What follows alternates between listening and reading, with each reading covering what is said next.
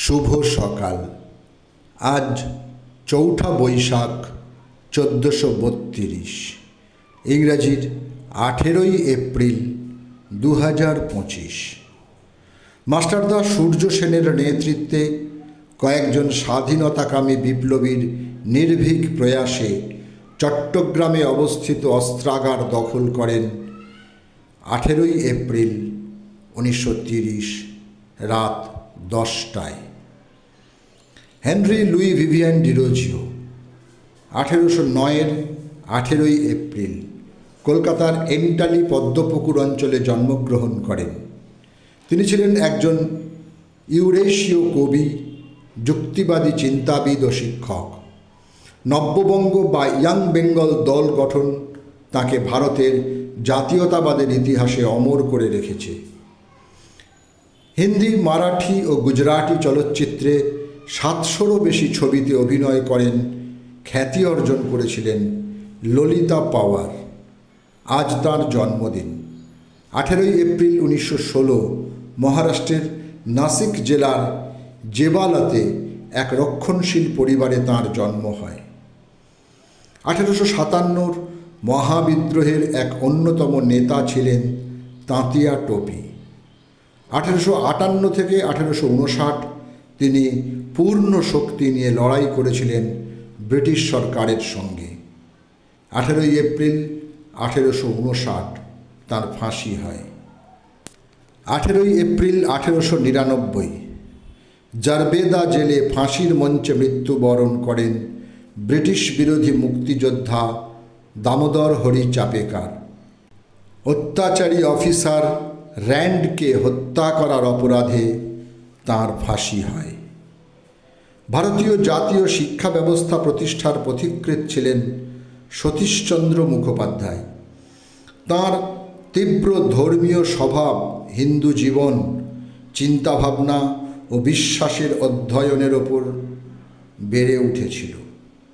১৮৮৭ বহরমপুর কলেজের ইতিহাস ও অর্থনীতি বিভাগের প্রভাষক পদে নিযুক্ত হন এবং ১৮৯৫ সালে উচ্চতর পড়াশোনার বিকল্পে পরবর্তী প্রথম প্রচেষ্টা ভাগবত চতুষ্পাঠী প্রতিষ্ঠা করেন। আজ তাঁর মৃত্যুদিন। ১৮ই এপ্রিল ১৯৪৮ ৮২ বছর বয়সে উত্তরপ্রদেশের বারাণসীতে তিনি ইহলোক ত্যাগ করেন। আমেরিকা যুক্তরাষ্ট্রের নিউ জার্সির প্রিন্সটনে ১৮ই এপ্রিল ১৯৫৫ ৭৬ বছর বয়সে প্রয়াত হন নোবেল পুরস্কার বিজয়ী পদার্থবিজ্ঞানী অ্যালবার্ট আইনস্টাইন। পদার্থবিজ্ঞানের বিভিন্ন ক্ষেত্রে প্রচুর গবেষণা করেছেন এবং নতুন উদ্ভাবন ও আবিষ্কারে তাঁর অবদান অনস্বীকার্য। পরাধীন ভারতের অগ্নিযুগের বিপ্লবী বারীন্দ্র কুমার ঘোষ, আজ তাঁর প্রয়াণ দিবস। ১৮ই এপ্রিল ১৯৫৯ কলকাতায় তিনি শেষ নিঃশ্বাস ত্যাগ করেন। তিনি সুলেখকও ছিলেন। দ্বীপান্তরের বাঁশি, পথের ইঙ্গিত, আমার আত্মকথা, অগ্নিযুগ, ঋষি রাজনারায়ণ ইত্যাদি তাঁর উল্লেখযোগ্য রচনা।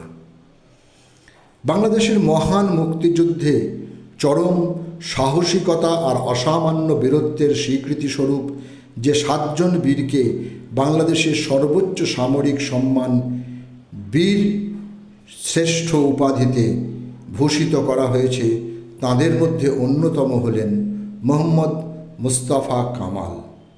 আজ তাঁর মৃত্যুদিন। ১৮ই এপ্রিল ১৯৭১ মাত্র ২৩ বছর বয়সে যুদ্ধক্ষেত্রে পাকিস্তানি বাহিনী তাঁকে নৃশংসভাবে হত্যা করে। বাংলার লোকসঙ্গীতকে আন্তর্জাতিক অঙ্গনে জনপ্রিয় করে তুলেছিলেন নির্মলেন্দু চৌধুরী। সঙ্গীতে অসাধারণ অবদানের জন্য তিনি ভারত সরকার কর্তৃক পদ্মভূষণ উপাধিতে ভূষিত হন। আজ তাঁর মৃত্যুদিন। সময়টা ১৯৮১, কলকাতা। ব্রিটিশ বিরোধী স্বাধীনতা আন্দোলনের একজন ব্যক্তিত্ব ও ভারতীয় জাতীয় কংগ্রেসের নেতা, লোকসভার প্রাক্তন সদস্য অতুল্য ঘোষের আজ মৃত্যুদিন। সময়টা 1986। সকলকেই আমার আনত প্রণাম।